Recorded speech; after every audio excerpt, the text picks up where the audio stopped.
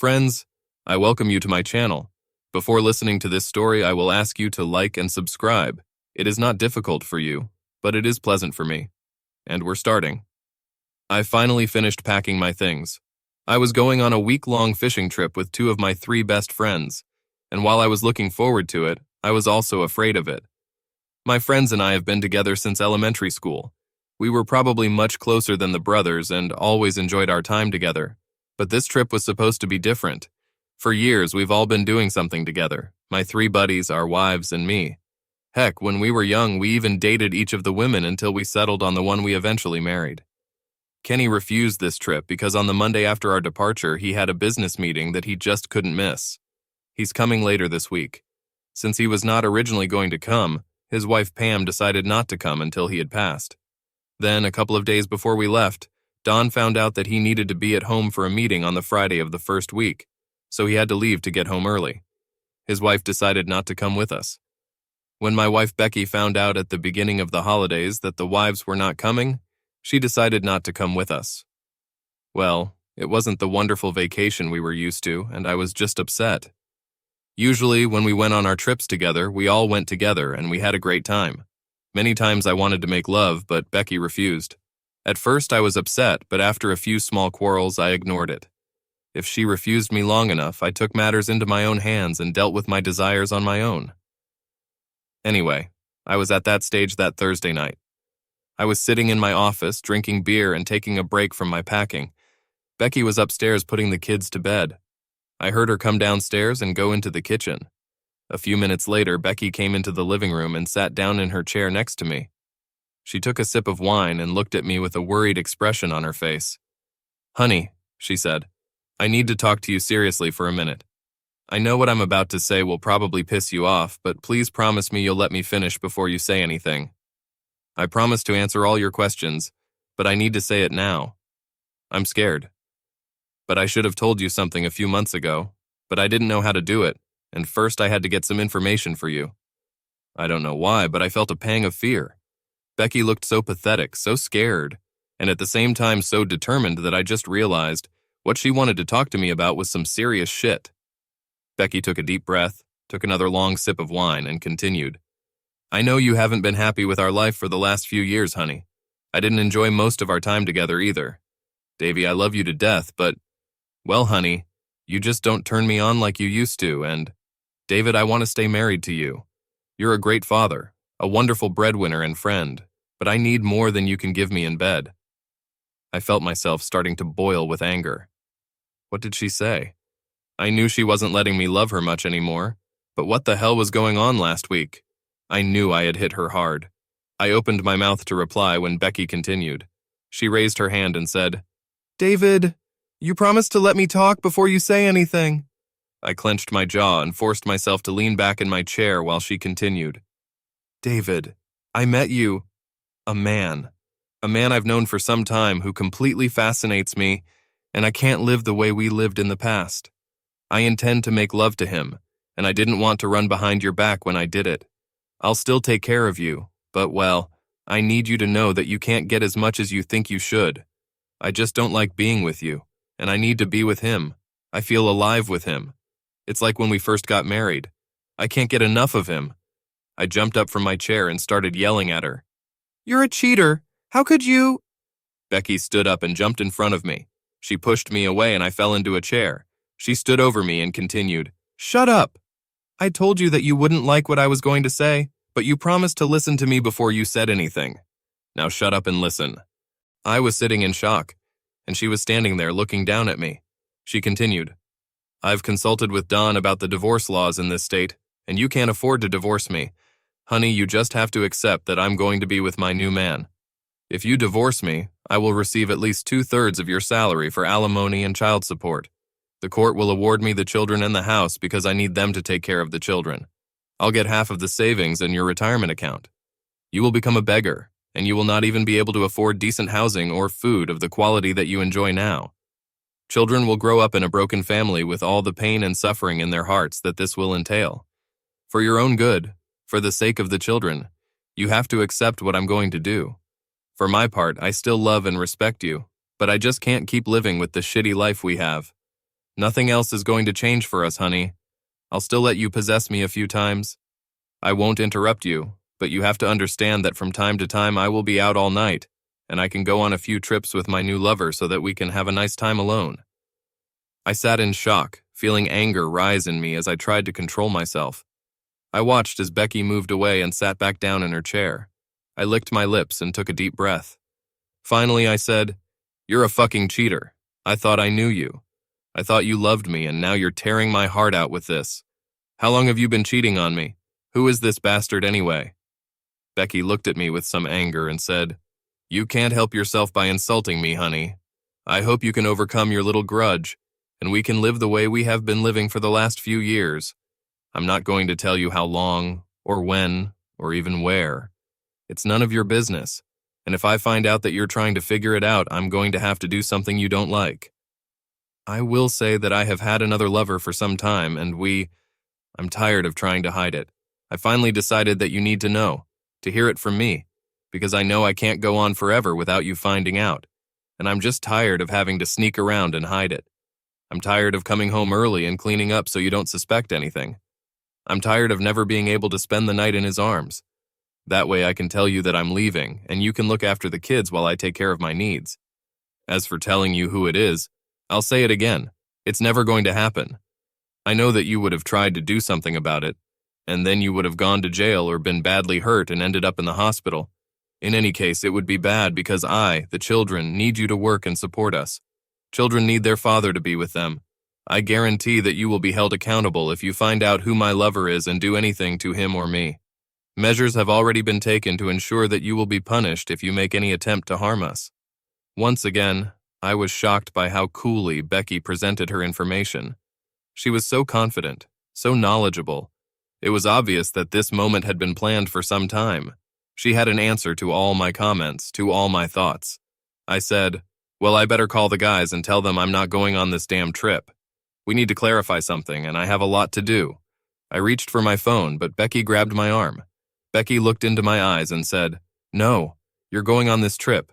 The children will go to your parents as planned. I'm not going to be here alone for the next 2 weeks, and I don't want you to get hurt, or to try to figure out who I'm going to be with. You need this vacation to get used to it. I've taken steps to ensure that you actually go on this trip, and you won't like it if you don't go. I can guarantee that you will regret if you change your plans so late. My friends and I have every reason to do so. We have informants in the city and almost anywhere you want to go, and if you do anything to find out who my lover is or make any changes in our lives, I will find out and you will be put into processing. You just have to accept that I have this plan and it will work for me. If you cooperate, I'll make sure you don't have a shitty life. You will live the same way you lived before." Becky went to the table and took an envelope 2 centimeters thick from the drawer where she kept her papers. She came back to me and handed it to me. "Here it is. Just to make you believe me, we have prepared a written report on all your actions over the past month. Read this and you'll see that we've got you figured out. We know everything you're doing, and if you try to mess up our plans, we'll find out about it, and I'll destroy you." And now I'm going to bed. I sat in amazement. What the hell did she do to my wife? I thought I knew her, and now I find out she was treacherous? I watched her walk up the stairs, swinging her ass seductively. She knew how wonderful she looked and used it tonight. Although this time it didn't affect me in any way. Finally, I opened the envelope and began to read. I was amazed. This report was so detailed that I couldn't believe it. Damn it, there were things in it that I didn't even remember until I read about them and remembered. It must have cost thousands of dollars. Was she involved with a millionaire or the mafia? According to the report, someone was watching me around the clock. Hell, they even recorded the fact that one day at lunch I stained my shirt, and that I dropped it on it, and the time in the cafe where it was done. They recorded every time I watched a beautiful woman. Yes, I'm not dead yet, I'm really looking. And whether I've talked to her. It took me more than 2 hours to read the report. Then I sat down and thought about it. Hell, only I could have known about some of the things in the report. Once or twice they listed what I said when I was alone, or with one of my friends, or with Becky. Damn, was there a bug in my clothes or wallet? I sat and thought. I intended to get rid of the cheating wife I had, and I wasn't going to let her rape me in the settlement. But how would I do that? Damn, I needed to talk to the guys. Maybe they would have some ideas. After all, we've been buddies since elementary school, Hell, we even dated the same women and slept with most of them together. I was pretty sure they were all using Becky while we were dating. I mean, from the way we all flirted with each other, you could tell we were closer than just friends. Oh, my God. I wondered if Becky could have been with any of them. Shit. Now I was afraid to even talk to any of my friends. I mean, damn it, if it was one of them and I started planning with them or asked for help, I would have warned them about my plans and they could have prevented me even before I started taking revenge and getting divorced. Shit. I heard Becky coming up the stairs. She stood up and said, "So Dave, are you going to go to bed or are you going to sit there and sulk?" "I'm not going to wait for you all night." She turned around and I heard her heading back to our bedroom. I never went to bed. I spent the night on the couch in the study. Becky came in and woke me up when she started making breakfast. She was angry and let me know about it. "Get your sorry ass up, Dave. You need to clean up and get ready for work before the kids notice that you didn't sleep in your room last night. When you come back in 2 weeks, I expect you to behave normally. If you split the family, I've already told you what the consequences will be. I'm quite ready to meet your needs on occasion, but I expect you to play your part. But you should know that if you find another woman, I will divorce you." I felt myself starting to boil as anger overwhelmed me. I screamed, "What the hell? You can mock me and expect me to be okay with it, but I don't have the same right? Not that I was going to do it, but why the hell do you think it's okay for you and not for me?" Becky grinned and replied, "Damn it, Dave, we both know that what you're getting from me right now is enough for your needs. If you go and buy something weird, it will only be in retaliation. The only reason I have to end the marriage is because you can't perform your marital duties satisfactorily. If you could give me what I need, I would never end our marriage, and I expect the same attention from you." I stammered. I was so angry that I could barely speak, but eventually I managed to answer. "I just can't believe you. Not once have you come to me and asked for more or another way to make love. You've never asked me to do anything in the bedroom that we don't usually do. How was I supposed to know that you wanted or needed something more if you didn't tell me? More often than not, you had a few before our love ended. How was I supposed to know that something was missing when you acted like everything was fine and I was happy?" Becky just stood there and looked at me, and then she said, "Well, if you have to ask so late, you're really in the dark, aren't you? Besides, my dear, it's not so much quantity that you lack as quality. You just never learned how to give me pleasure. And I eventually decided that you would never do it. So I started looking for what I needed elsewhere. Now go and get dressed. I'm tired of listening to you whine." I stumbled upstairs and went about my usual morning routine. We had a quiet breakfast, and Sean, our son, asked what was the matter. I started to answer him, but Becky intervened. She said, "Your father is worried about a little problem he has. I'm sure he'll be fine after the vacation." She looked at me intently, then went back to her breakfast. When I got to work, I decided to ignore some of Becky's advice and cancel my trip with the guys. I had to leave right from work and meet them at our beloved Dennis, where we would all go together. I had a great SUV, so we put all the gear in it and drove away from there. Roger was driving with me, and Don was driving his car, as he had to get back to town on Wednesday. I talked to Roger and told him that something had happened and I had to give up. I offered him to take my truck to transport the equipment. Roger said, "Oh no, Dave, that's not going to happen. I just got off the phone with Becky and she warned me that you might try to pull this off. She said you've been under a lot of pressure lately and you've been working too hard. She's already talked to your secretary and confirmed that you don't have anything important planned. I promised her that I would make sure that you went on this trip. Now, if necessary, I'll come and find you. You're coming with us and you're going to have fun." I started protesting and just flatly refused, but then I felt a pang of fear. What if it was Roger? But Becky said she was leaving this weekend and Roger was coming with me. But wait, Kenny stayed at home and will arrive in the middle of the week. Could it have been him or someone else? Damn it, I'm stuck. I really needed to think more and make some plans. I needed to buy a video surveillance system, but how? From the report I read, I realized that Becky and her friends were tracking my credit card purchases and phone calls. They even tracked cash withdrawals at the bank. They could detect atypical expenses overnight. I was sitting at my desk, staring into space, when Becky called me. As soon as I picked up the phone, she attacked me. "David, I told you that you had to go on your journey and that it was not in your best interest to try to find out who I was dating. Roger just called me and said that you tried to refuse. This is your last warning. Don't mess with me, Oregon. You'll be sent to the trash and you'll never see your kids again. Have I made myself clear this time?" She slammed down the phone, and I froze in shock again. Roger ratted me out. Damn, did that mean he was involved in this? Or was he a real friend and worried about me? Come to think of it, none of my old friends seemed as close to me as they did a few years ago. It was almost as if they were Becky's friends now, and she would be at one with them. Could it be? No, not all of them. Well, I decided to go on a trip and met the guys at Denny's. We had dinner and they were all having fun as usual while I sat and moped. Finally, Don asked me what happened. I looked at him for a moment and said, Becky has some damn stupid idea in her head, and I'm not sure how to handle it. It's even hard for me to believe that she's telling the truth, but if she does, my marriage is over. Roger looked at Don and said, Damn it, Don, you know how Becky is. She called me this morning and said that her lover is trying to give up our little trip and wants to make sure he goes. She said that he had been upset and difficult to live with for the last few days, and he really needed this vacation to get his thoughts in order. I promised her that we would make sure that he came with us and had a good time. Don said, Yes, I've noticed for myself that he's been a little out of sorts for the last few months. In fact, he doesn't joke or smoke with us like he used to. I'm sure he needs to change his attitude a little bit, and we can certainly give him that. I have beer and his favorite whiskey in the car. He turned to me and continued, Damn it, buddy, nothing used to stand between us and our stay in the cabin. Damn, I know the ladies won't be there this time, but damn it, it just means we can drink more and lie more. I followed them out the door and we went to the stream where we were fishing. It was only 2 hours away, so we got there just in time for a good drink before going to bed. The next morning, both guys insisted on fishing, and we set off. I had really forgotten some of the last few days, but by the time we got back to the cabin, I was thinking about Becky again. I couldn't believe she meant what she said, but damn it. Needless to say, instead of thinking about what I needed to do, I let the guys talk me into having a drink with them. After dinner, I was sitting and sipping drinks with them when Don looked at me and asked, Okay, Dave, come on. You look like you've lost your best friend, and I know you haven't because I'm still here. What the hell is upsetting you so much? I decided, what the hell? If I don't talk to someone I trust, I'm going to go crazy.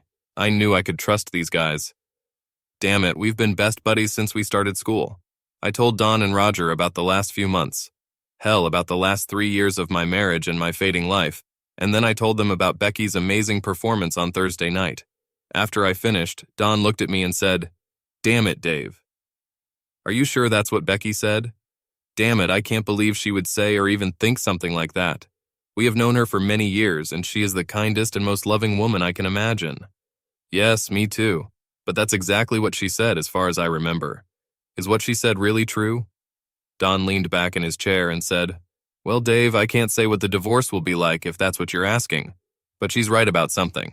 For example, if she's really doing something that you say she wants to do, you really need to make a decision about how you're going to handle it.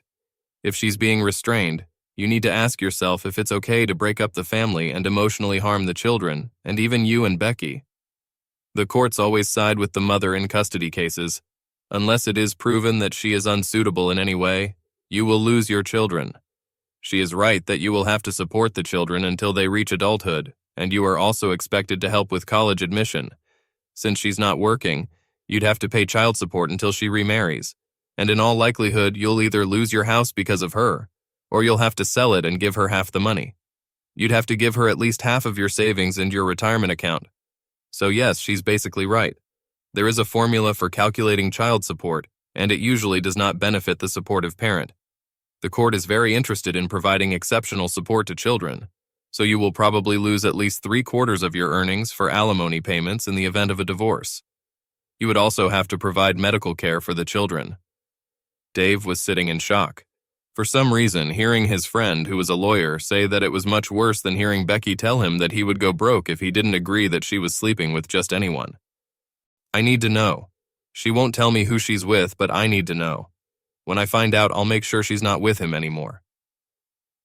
Dave, as your friend, I understand what you're talking about, but as a representative of the court, I have to tell you not to do this. I hate to tell you this, but it's my duty to report things like this. And now if I hear that one of Becky's lovers has been hurt, I'll have to report you. My advice to you is just accept it and go on with your life as usual. Maybe if she's cheating on you, she'll change her mind or put it out of her mind. Anyway, I think it would be much better for you to just accept it and maintain the status quo. Don, I can't believe you're saying this. How would you feel if Shelley did something like that and threatened you? Are you saying you'd just give up and accept that she's cuckolding you? Like Becky's going to do to me? Don looked confused and replied, No, I probably would have been as upset as you seem to be, but I know Shelley wouldn't have done anything like that. She's head over heels in love with me and knows that I'm the best lover she could ever find. I make a great living and she wouldn't even think about losing access to money or harming our children or me. Buddy, you better just accept your fate. If she has someone watching you as closely as you say, based on the report, she's made it clear to you that you screwed up. If you even try to find out who she's with, she'll find out and do something about it. Damn. From what you've told me, she's pissed you off so much that she might even find out about this conversation. She knew where we were going, didn't she? Shit, I didn't even think about it. Damn, now I have something to think about. Dave was taken aback by the smile that Roger seemed to have throughout the discussion and the strangely happy expression on Don's face. He couldn't believe that his friends could be so unperturbed by the way Becky had shat on him. Finally, he said, Well, to hell with it. Let's have some more drinks. The next morning, Dave got up before his two friends. He decided he wanted to be alone, so he took his fishing gear and went upstream to his favorite fishing spot. He was just about to start fishing when his mobile phone rang. He always carried it with him, but there were many places where he didn't work because of the bad signal. He was somewhat surprised that he had managed to get a signal here. He saw that it was Becky and decided not to answer. As soon as Becky left the message, he listened to it. He was startled to hear her say, Well, honey, my sources told me that you got really good advice from Don last night. I hope you're going to use it. I love you, and you're too good a breadwinner and father to lose you. But if you do something crazy, I can let you go and still take good care of the kids. Now have fun. Dave looked at the phone in shock. He knew that there was no cellular connection in the cabin, and there was no landline phone. So how did she find out about the conversation between him and the guys? Oh shit, there must have been a bug in his equipment, and someone was there to intercept it during the transmission. He needed to see if he could find it later. Dave never noticed Roger and Don standing at the edge of the woods while he listened to the message. They grinned and gave each other a thumbs up, and then disappeared back into the woods, heading for the cabin. Roger looked at Don and said, Well, do you think this will solve the problem? Or should we keep up the pressure for a while longer? I think we need to keep detailed reports for a month or two, and we should all keep telling him to just accept it. Heck, we're doing well right now, and if we can convince him to let her keep making love and spend a few full evenings and weekends with us, we'll be miles ahead. If we do everything right, he will be able to inform our wives about the problem, and we will be able to tell them that at night we help him figure out what the result is. It will be a great cover. Dave fished until almost noon, but his heart wasn't in the right place. He spent most of his time thinking about his marriage and trying to figure out how to find out who Becky was having an affair with. He also wanted to find a way to end it and get revenge. However, he knew he couldn't do it until he found out who, when, where, and he even wanted to know why, if at all possible. On Friday evening, after Becky was told that the three friends had almost reached the cabin, she turned to the man who was with her. She had been wet all day and was more than ready for what was about to happen. She came up to him while he was sitting on the couch in her house and handed him a drink. She squatted down between his legs and unbuttoned his trousers. He lifted his hips to allow her to pull them off his body. Becky looked at her lover and licked her lips.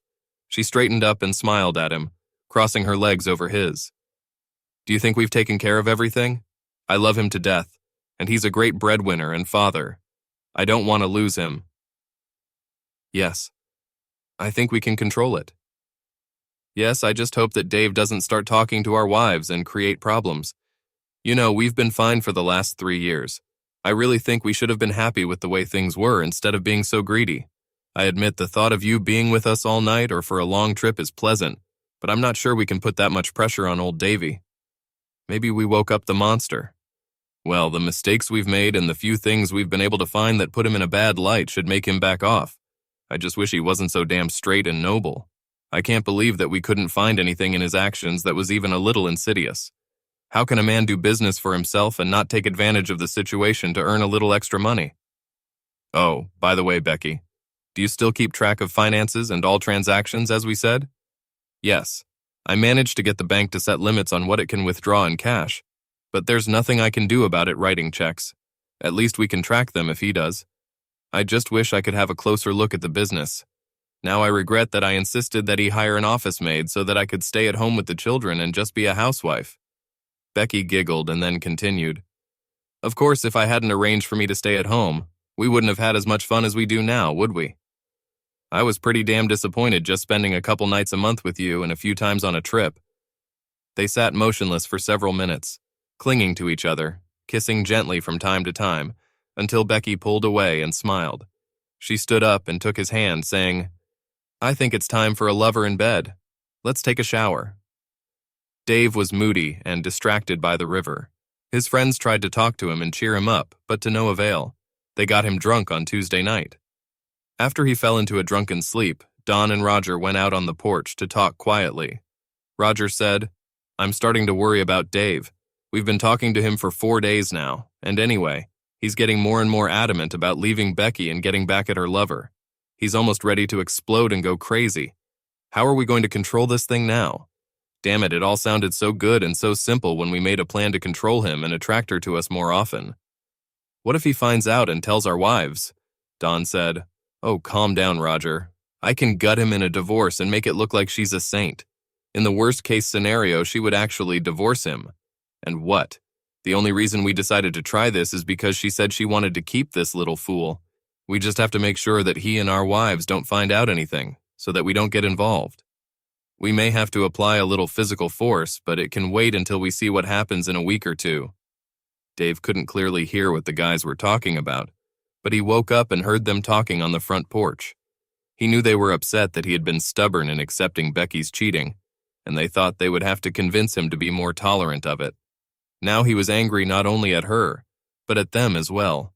Before he went back to sleep, he decided that he could handle it without the help of his friends. Over the next few days, Dave became increasingly estranged from his friends. Roger and Kenny began to get seriously worried when all he said about the situation was, "I'm going to find out who she's making love to, and they're going to pay big." Finally, the day came when they were supposed to return home. Roger was riding with Dave again. There was no conversation in the truck. Kenny was driving his car, and as soon as they got to an area with good cellular service, he called Don. Don and Becky were sitting in Dave's living room and listening to Kenny report on Dave. He's seething with anger. If anything, he's even angrier and more determined to make us pay than he was when I got to the cottage. I do not know what to do, but I suggest to cool it down until he calms down. If he catches us, it could lead to trouble." Becky sat in shock. Tears were streaming down her cheeks and she was almost suffocating. Don sat with his jaw clenched and his face was red with anger. After they talked to Kenny for another minute or two, he hung up and Don turned to Becky. He pulled her to him and began to caress her, soothing her. Playing with her, he said, "Becky, you don't have to worry. I didn't want to play hardball unless it was necessary, but it's starting to feel like we don't have a choice. See what he's going to be like this weekend and let me know Sunday night. If it looks like he's going to cause trouble, we'll file a report on Monday. I can freeze all your personal accounts, and I think I can freeze business accounts, subject to court approval of all expenses. We can convince the judge that he can rip you off and ruin the business if we don't get control of it." Dave entered his house late Friday night and saw Becky sitting in the living room. Her eyes were red as if she had been crying. She looked relaxed. She was wearing one of his shirts and nothing else. Dave glared at Becky and walked past her without saying anything. She followed him into their bedroom, and when he went to take a shower, she tried to enter with him. He pushed her out and said, "Get your ass out of here. I was hoping to come home and sort this out, but after seeing you tonight, I realized that it was impossible. You can ruin me, but I guarantee you that eventually, I will take revenge on you and your lover or lovers." After he cleaned up, Dave quickly packed up all his belongings that he could stuff into his truck. He could hear Becky talking on the phone as he went in and out of the house. One of the last things he did was try to use a computer to transfer money from their joint accounts. He found that he was blocked because the password had been changed. His jaw clenched in anger. He turned around and saw Becky watching him. Becky seemed sorry when she said, "I was hoping you'd come to your senses and it wouldn't come to that. You know you're making a big mistake, don't you? I love you more than any man I've ever known. I don't want to lose you. If you keep this up, you're going to lose the business and everything we've worked for. Just so you know, I hired Don as my lawyer. I just talked to him and told him how you behaved. He will contact you." Dave was shocked. He knew Don was her friend too. But damn it, he was his friend and had been his lawyer since he started practicing. He couldn't believe Don would do this to him. Dave left the house and drove straight to his office and warehouse complex. He was going to live in his office and conference room for a while. On the way to the complex, he stopped at the gate and talked to the guard. "I'm having some problems with my wife. She and her lover threatened me. I need you to call additional security and keep outsiders away from any part of this property." On Saturday morning, around 10 in the morning, Dave was leaving the complex to have breakfast when he was stopped at the gate. A man approached him and, confirming his identity, said, "You have been served." He handed Dave an envelope and left. When Dave opened it, he saw an injunction stating that he could not get closer than 100 meters to his wife, children, or their place of residence. An order was also included requiring the court to approve any expenses from his personal or business accounts to prevent him from emptying the company in anticipation of the divorce proceedings, which will be filed next Monday. After breakfast, Dave went home to his assistant. When she opened the door, she said, "Dave, you look terrible. Something happened? I need to talk. I need help, and you're the only person I can trust. I'm sorry to bother you over the weekend, but I have a problem, and I have absolutely no idea who I can trust or who I can talk to." She stepped back and held the door open. "Come on in, Dave. Would you like some coffee?" Dave followed her into the kitchen where he saw her husband Thaddeus sitting at the table. Obviously, he had interrupted them during brunch. There were still plates of eggs on the table. "I'm sorry, I think I'd better leave." Thaddeus looked at Dave and said, "You look damn bad, Dave. For God's sake, sit down and talk to us." Slowly, Dave told them about everything that had happened in his life since last Thursday 2 weeks ago. Then he said, "I just don't know what to do now or how to help myself at all. My so-called best friends have spent the last 2 weeks trying to convince me to let Becky have a lover on the side. They say that according to her, it's been going on for years and I haven't noticed, so why should I rock the boat? So Don, my former best friend, works with Becky as her lawyer and gets me into legal red tape. I can't even spend money on living without a court order, and I won't be able to get it until at least Monday.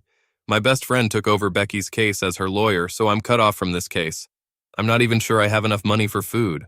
All my credit cards were declined when I tried to pay for breakfast." Gertrude leaned back in her chair and said, "Dave, I just can't believe Becky would do this to you." She looked at her husband and said, "If you need somewhere to stay, you can use one of our spare rooms." She turned to her husband and asked, "Ted, can't we help him with some money too?" Her husband just nodded his head in the affirmative. Dave was sitting at the table, leaning on his elbows, his head down. He had never felt so angry, so helpless, and so determined to make someone pay. Ted thought for a moment, then said, "If what you're saying is true, you need powerful help. I just hope you don't have a bug in your clothes somewhere."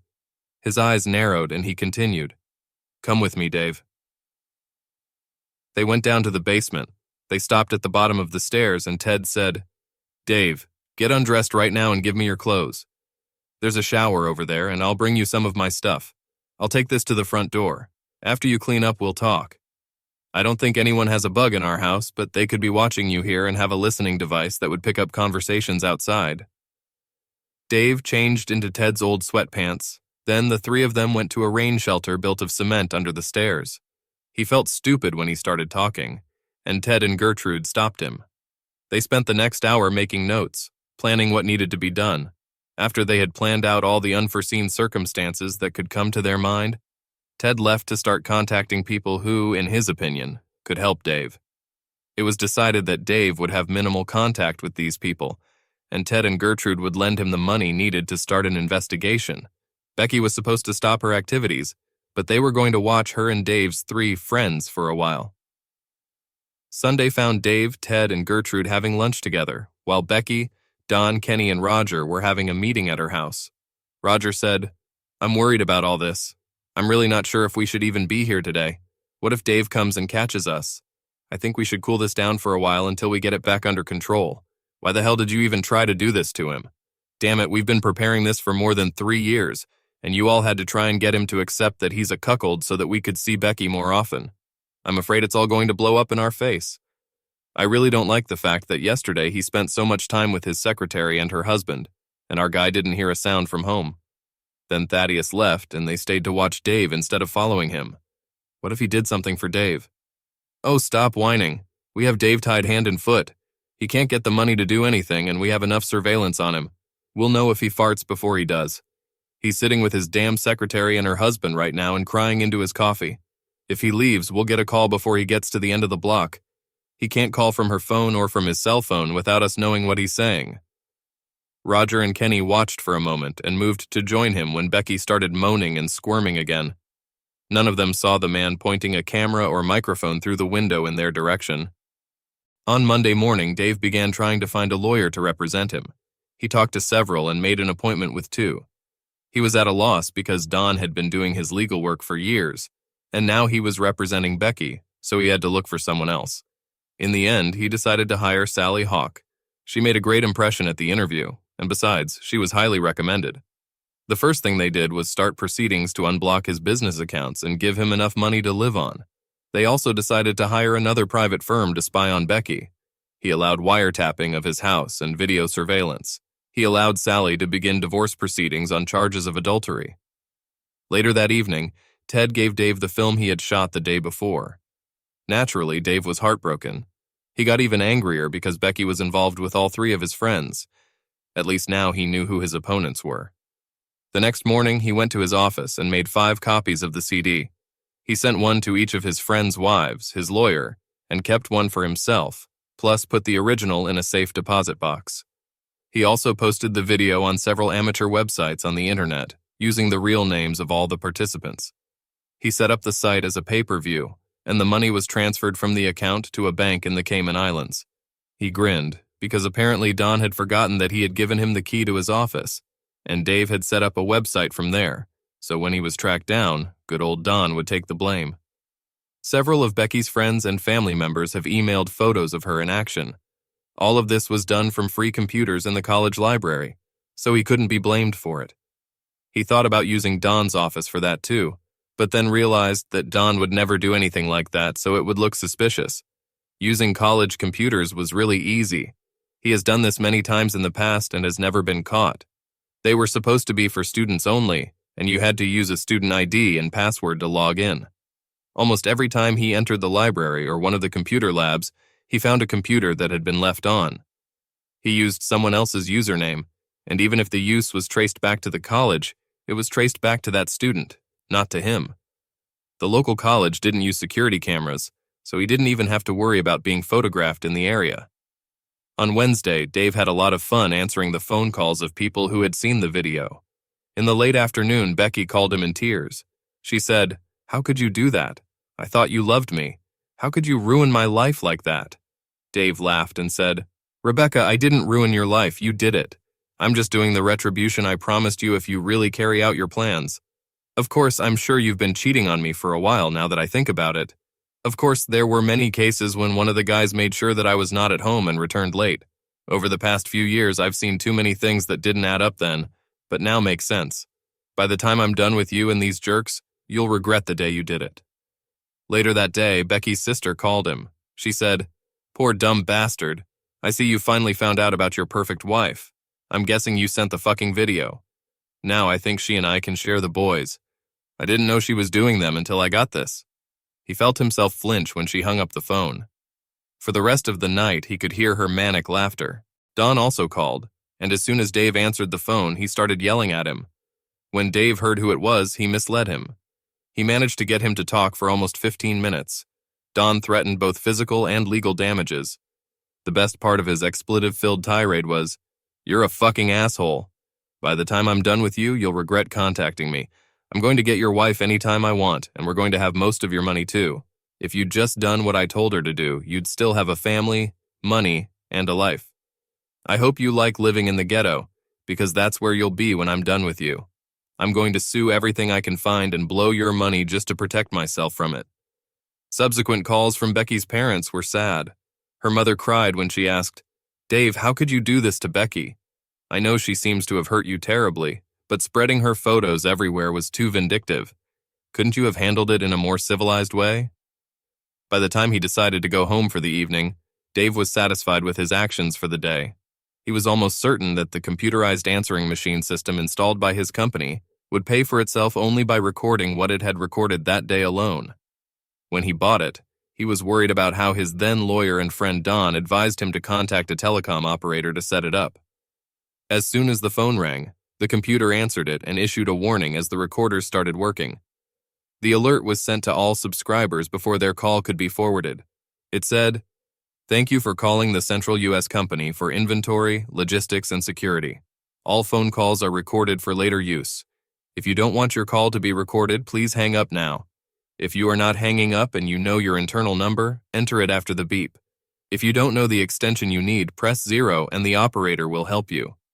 It turned out that the good lawyer had not thought about the warning, or was so angry that he ignored it because all his threats and bragging were recorded after the warning, which he insisted that the telecom operator enter them into the system. Dave thought that would be epic justice. Unfortunately, all the members of Becky's little group stopped seeing her after the cases were filed. It was lucky that Ted's friend got the video and audio clips that first Saturday, because none of the private detectives captured anything untoward on video. They did receive a few incriminating phone calls, but most of them were so ambiguous that they were almost useless. One of the first things Sally did was send information about Don to the State Bar Association. His license to practice law was immediately suspended, and then, pending the completion of divorce proceedings and litigation, he was deprived of his law license for life due to his threats and unethical behavior. Dave's divorce was granted, and Becky came out of it very unsuccessfully. In the end, she got about 25% of the family property. Dave retained control of his company. Dave was awarded custody of the children, mainly because of a small photo that was not immediately noticed. That day, when Ted's friend was photographing Becky and the guys in the living room, he accidentally filmed another observer. From his point of view, not only the orgy was captured, but also how Dave's house was built. He took pictures of the living room and dining room to show a small face in the backyard looking into the house. Dave's 8-year-old daughter watched her mother being used by the crowd through the patio door. When the judge saw this picture, he awarded Dave full custody of the children. Dave's lawsuits against Don were ultimately very successful as well. He won $1.3 million in damages for violating attorney-client privilege and for bringing in Becky as a client when he acted as Dave's attorney. Of course, he was also censured for his communication with his client and many other ethical violations, which also led to the payment of fines to the state.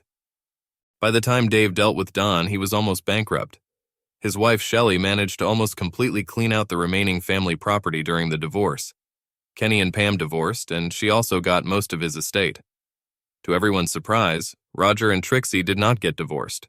It seems that earlier she succumbed to the seduction of 3 friends and was a willing participant in their debauchery. Unfortunately, Roger no longer liked that his friends were using Trixie for their own pleasure. It seems that when they were kicked out of the house, Don and Kenny moved in with Roger. One evening, he attacked Don and Kenny. They beat him so badly that he ended up in the hospital. Charges were filed, and Don and Kenny were convicted and sent to prison for a year. This time, Roger and Trixie got divorced. Dave was sitting in his office almost a year after his affairs were settled. He and Gertrude were discussing the latest article about Don, Kenny, and Roger's fight over Trixie. She asked, "Dave, have you ever talked to Rebecca? I know that she can visit children under court supervision." Dave looked at her and said, "No, we only talk when it's necessary, and when it's just a necessary conversation about children. I have no desire to talk to her, and if I could get out of this, I would never see or hear from her again. I'm just curious. I mean, for years I thought you were the most perfect couple, and then, well, I've just always wondered if you found out why she did it. I just can't understand why a woman who loves her husband would do what she did." Dave sat for a moment looking at Gertrude. He felt his stomach clench, and then clenched his jaw and bit his upper lip. He opened the bottom drawer of his desk and pulled out a folder. He passed it across the table to Gertrude and said, "I do not know why I kept this letter. I don't even know why I agreed to read it. Do you remember about 7 months ago, Becky's mother came into the office in tears? She handed me this letter and insisted that I read it before she left, which I did." Gertrude opened the folder and read the following. "My dear David, I know you think I no longer have the right to call you my dearest, but you are still the only man I love. I know I've lost you forever, but I need to open my soul to you. I know I've caused you irreparable pain, but that was never my intention. I didn't mean to hurt you at all. I never intended to cheat on you either, but I did. I know you knew that I made love to all 3 of our friends when we were dating in high school. I know that you also made love to all three girls. It never bothered any of us. The first time I cheated on you was similar. You had to work on a major inventory theft over the weekend when Don and Shelley were throwing a Valentine's Day party in the year of our 9th anniversary. I was so lonely, and I had too much to drink. I know it's not an excuse, but I did it. Shelley made Don drive me home in our car. Kenny followed me to take Don home, while another helped clean up Don and Shelley's house afterwards. On the way home, Don kept reminding me of the time when he and Kenny both made love to me at the same time. I was so excited that I felt like I was dripping. He and Kenny took me inside and insisted on undressing me and putting me to bed, as they said. While they were doing this, Don reminded Kenny of that night. Another night when you had to work and you left me alone on Valentine's Day. They started kissing me. I knew it was wrong, and at first I tried to get them to stop. They didn't want to, or rather, they stopped. Then the other one started kissing and rubbing me. I felt so hot when I listened to their conversation and remembered how good it was to be with two men. Finally, they pushed me back onto the bed. I have to admit, I liked it. I knew it was because there were two of them and they never let me relax, but they were still very good. A couple of days later, Don and Roger arrived when they found out that you were out of town for another job. I tried to keep them out, but they begged and I finally let them in. I knew it was wrong, but I felt so good. We spent the evening in bed again. Since then, at least once a month, I've had one, two, and sometimes all three of them, if they managed to escape and you were unlikely to catch us. I know you've noticed that on weekends and vacations that we all spent together, some of the boys and I would disappear for a long time. I do not know how many times we were almost caught. God, the fear of being caught, of almost being caught, was so frightening for all of us. We started talking and wishing that we didn't have to rush and worry about getting caught. Finally, Don came up with the idea that I expressed to you about letting me cheat. He told me what could happen if you divorced me. I was sure that you loved me enough to let me cheat, and I was also sure that you would never risk losing your children or your livelihood, so I agreed to his plan. I am very, very sorry, my love, that I did this to you, to our family, but I was weak. Please, my dear, forgive me for being so weak. Yours forever, Becky. After reading the letter, Gertrude raised her head. Her eyes watered, but she clenched her jaw angrily. Dave, I really think she loves you more than anything in the world. I know she's hurting, but Dave, she was almost as much a victim as you are. I think your good friend Don was a predator. You know, over the years, we've both heard some really shitty rumors about him. I wouldn't be surprised if he got her drunk on purpose that first night.